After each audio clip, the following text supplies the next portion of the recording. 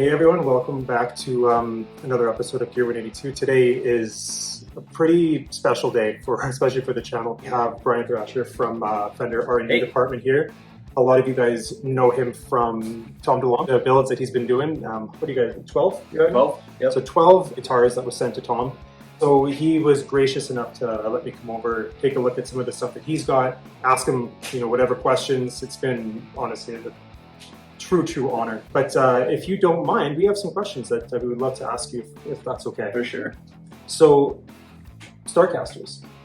Before, a lot, especially the people that watch our channel, before the builds, nobody really knew of these models. Right. So, decisions to go for a Starcaster when, I guess, Tom came back to Fender, be able to talk about kind of how that all came to be? From my side, it was brought back that Tom was coming back to Fender, and it was brought up to us, is it feasible to do Starcasters? Can we pull these off for him? Mm-hmm. And, we discussed a few things in our shop and decided that, yeah, I think we could pull these off, and so let's go for it, It had been discussed about using the Strat, but I think ultimately he wanted to stick to something more hollow body, like he's been playing. Mm-hmm. And I think the bigger size guitars is kind of like, it's a nice fit, Yeah. So, when people think of those guitars, it's the neck, like the big fin. So right. What was the decision to not go with that and go with something more of a Strat? I think he wanted just his original headstock, like from the original Strat, the big peg head, style. Yeah. So the flame, the roasted maple, how did that kind of happened. We ordered our wide blanks for the big peg head. Mm-hmm. They come in, we have a standard size headstock, neck blank, and then a wider blank. So we ordered the wide blanks, and the wide blanks that we ended up getting were roasted. So rather than sending those back, we decided that the roasted probably would work better for the road anyways, because they're a pretty stable neck once they're finished. So we figured, we'll see what he thinks, and then we can go from there. So we made out a few samples just to test out. We had to make a few new jigs as well to make the heel shape to fit the pocket of the Starcaster. So we made a couple test necks, and we just did them out of the roasted, and they liked them. So that was it. Yeah. The inlays were it was a big thing when it was first shown off with the blink smiley faces. Mm-hmm. So whose idea was that? Or was it something that you guys just thought of and then ran with it, or was that what you think was a request? That was just something that was brought up. When we got the original mock-ups, they were in the mock-ups. We're like, can we get Ron Thorne's team to do these inlays for us? And so we asked Thorne, and he said, yeah, no problem. So how long does it take to get for them to do the inlays before it gets sent back to you to keep working on it? Well, we have to get them up to a certain point before they go to inlay. So they basically have to be slotted for frets, ready for frets to go in. So we give them at that point we give them to have the radius done, and frets are slotted but no frets are installed yet. We give those next over to Thorne, and I want to say, this whole project went together pretty quickly. We all were in a spot where we had the time to pull it off. Mm-hmm. So I want to say it was like 2 weeks maybe that Thorne's team had them before they got them back to us. That's crazy. Yeah. So the first 4 get made relatively quick. So the colors was Olympic white, shell pink, surf green, and then the gold. Mystic Aztec gold. Mystic Aztec gold. So decisions behind the colors, was it something that they requested? Was something that was something they requested. That's so cool. Yeah, that's interesting. The gold, you don't really see that often in some of the guys still having it. We used it on a signature model, and I can't remember. There was a signature model. I can't remember the guy's name now. He's a country player. He used the Mystic Aztec gold. I like that color. I think it's a good color. That was probably one of my, out of the 4, that might have been my favorite one. So hopefully we get to see that on tour pretty soon. The pickup. So that's we get that asked a lot, as I'm sure you do too. What pickup? So Brian, what pickup is in these guitars? It is a Seymour Duncan custom SH5. That decision I think was made by Alex when they were talking about whether or not they could actually get the dirty fingers, being that it's a Gibson pickup. I think it was decided that we're not going to ask Gibson to supply it. Right. And so Alex was like, "What's close to a similar thing to that?" And he decided that the SH5 was a real close fit. And I think that's a great sounding pickup. I've never played the custom before until making these guitars. Oh really? Oh. I like the way it sounded actually. because Tom is usually known for when he was with Fender Invaders, and on one guitar he uses a JB. Was there a reason why you guys didn't go back to the Invaders? Or I'm not exactly sure. I think that Alex and those guys were talking at the time, and I think it was just brought up that the SH5 it might be a good match. Nice. So the first four Get Out, Tom loves them. Was there anything when you made the next four? Was there anything that they specifically requested to be done for the next batch? Other than the custom art was the only new request that we got, and then some of the art we weren't sure how we were going to pull off quite yet. Being that the guitars are arched and not a flat top, so that's that's right. So out of all the ones that you made, which one do you think was the hardest to pull off artwork wise?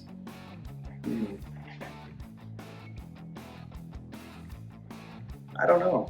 I mean, I guess maybe the plaid one, because that was the biggest full decal that I had to stick onto the guitar. Yeah. And trying to keep that as smooth as possible over an arched surface is kind of tricky. I can imagine, yeah. So that one was done. It was that first, and then I had to match the top and the back, the stripes, so that So it's all even. Yeah. And then Sonic Blue over top, and then the Relicing. Yep. Nice. I almost don't consider it Relicing. I almost consider it more of like a worn through finish. Yeah. Versus a relic. Yeah, that's true. Yeah, that is true. So you also did, staying in the Blink world, a couple of Mark Hoppus's basses and a couple of Matt Skiba's guitars. So the first ones that you did for Mark was you still had the pickup, the jazz pickup. In the Jaguar bass, yeah. Yeah, so now, because obviously Fender's helped him release a couple of these new signature series for Mark, it doesn't have that. So do you know what the reason was why you couldn't have, or you couldn't? If I remember right, we used to make the American Standard Jaguar bass that had the P and J configuration with active electronics, and I think that's just what the program we had on our CNC machine at the time was when they requested those basses. And we weren't sure if Mark was going to want the jazz bass pickup at the time or not, so it was included on the first couple ones, and then after that it was removed. Yeah, that makes sense. To the single pick, quarter pounders he plays. Yeah, because I know he left and he went to another shop just to get that without the bottom. So now that you guys are able to do it, you're making it again. Right. So for yourself, just kind of switching gears a little bit. How long have you been working with Fender now? 20 years. 20 years. So how did you start off with them? I started off as a inspector on the import inspection line, and I've just been working my way up from there. Nice. So out of all the jobs that you had, maybe not including this one, which one was your favorite that you've done? Oh, R&D is definitely my favorite. R&D is still a favorite, yeah. So another big thing that we get asked to is the R&D department. It's not the custom shop department. Right. So what's the difference between the custom shop and the R&D department? The main difference is custom shop makes guitars for specific customers. Customers will call up and order a specific guitar. We're more of an internal customer. We serve and build guitars for ourselves, like for prototypes for our new lines. Whenever like the American Professional Series gets revamped, we make prototypes for those first. When the American Vintage gets revamped, we make prototypes for those first. When American Ultra gets revamped, we make prototypes for those first. So we mostly serve our own brand as our customer, is what we do. And then we also do artist signature models, which sometimes lead to us making the artist a custom guitar because they want something that's custom. And sometimes custom shops already backed up with orders. They can't actually take the time to produce an artist model sometimes like that. And then they reach out to you. So they'll reach out to us and we can step in and do. We have the same qualifications, master builders, things like that. We can do all the same stuff as a custom shop. So, my title is a senior master builder, which is the same as some of the other guys in the custom shop. So we all have a lot of the same skills, to do a lot of the same things, but a lot of ours is just internal customers versus external customer. So out of all of the stuff that you've made so far that you can at least talk about, which one is your favorite? Or which one at least sticks out the most from? Actually, for some reason, I really like the John 5 Ghost Telly. I really had a lot of, the one that just got released. I had a lot of fun when we originally built those back in the day, mainly because it was so different with the red binding and the white and the contrast of it. It was just kind of something neat and different, and that was kind of a lot of fun. And of course, building these 12 custom guitars for Tom was also a little bit out of our norm. We don't normally build 12 custom instruments for an artist. We've from time to time built maybe 12 necks for an artist and needed to have on, replacements for the Rode or things like that. But this was a little bit out of the norm in that sort of thing as well. Yeah, definitely. So when something, let's say if an artist contacts the R&D to make a signature line, typically how long does it take from the initial talks to when they get on the shelf? It's not an instant. That varies as well too. I mean, sometimes, like, for instance, the John 5 Ghost Telly, we worked on that almost 4 years ago. Made some of the first prototypes for that 4 years ago, and it's just now coming out. Some of it's production. Things are sometimes production has already things scheduled, and they can't deviate from those production schedules. Yeah, so that's a thing for you guys out there that that want the Starcasters. It's not just it's out next month kind of thing. These things do definitely take a lot of time from start to finish. Right. So before making these guitars for Tom, were you a fan of Blink? Were you a fan of the band at all? Yeah, I mean, it's not like they were like one of my favorite bands. I like their music. I've owned a couple CDs and things like that in the past, and records and whatnot. I've been to a number of shows. Even some old bands have covered some of their songs. So nice. So when I think anyways, from when Tom posted that picture of him with the first four, your Instagram probably blew up pretty quickly, right? From questions and stuff. So what are the couple of the questions that you just constantly get asked? What pickup is in there? Yeah. When can I buy one? Can you make me one? So for the record, I can't make you one, and I don't know when they're coming out. So are there plans to make any more? At this time, I don't believe so. 12's a lot. 12 is a lot. But what people don't realize is when you're in a big touring band like this, it goes, to the States, overseas, South America, things like that. They have rigs that go to those places where they still have their other rigs here in the States as well. So some guitars will go overseas and will be part of that touring rig for a while. And then so you kind of have to have backups of backups of backups. It's true. In case something happens. Yeah. So because when you first got, I guess, asked about this, that was before their South American tour got canceled. So you probably were in a pretty big crunch to. Right. We were originally trying to finish up all the second batch of 8 by March. That was our original goal, which we knew was kind of almost impossible. We basically promised we'd try and get at least 4 by then. Yeah, so, that must. And I had a feeling when we made the first 4 that we were going to have to make more. So, is there anything that you might want to say to anyone that is watching that that is because of you, not a pretty big fan of these Starcasters and all the work that you've been doing and not following you? I just appreciate all the questions and comments you guys send, and it's kind of a neat thing to be able to talk about what I do sometimes, and sometimes we're like kind of we call ourselves the stuntmen in R&D. We get to do a lot of cool things, but nobody really knows about it. Yeah. Yeah. This is the first time really anything's kind of exploded for us in R&D that Yeah, I guess right.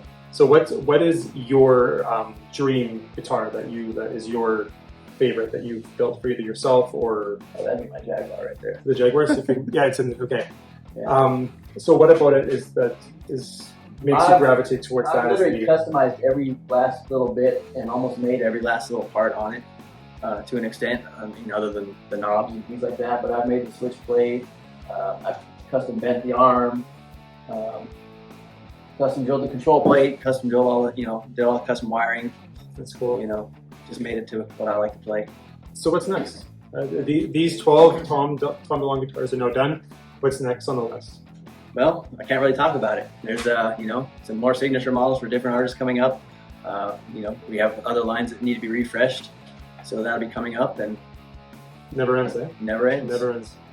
Well, again, being able to come here and actually looking at all of this stuff, all of the pieces that you kept from the other Tom guitars, and I honestly thank you so much. I truly, this was a dream to come and do this, so I really appreciate it. That's kind of cool. It worked out to you, on the way through. It was good. Again, guys, thank you so much for watching. If you have any questions, please put them either in the comments or to shoot either myself or Brian a message. Happy to get back. So thanks again, guys. So see you in the next video. Take care.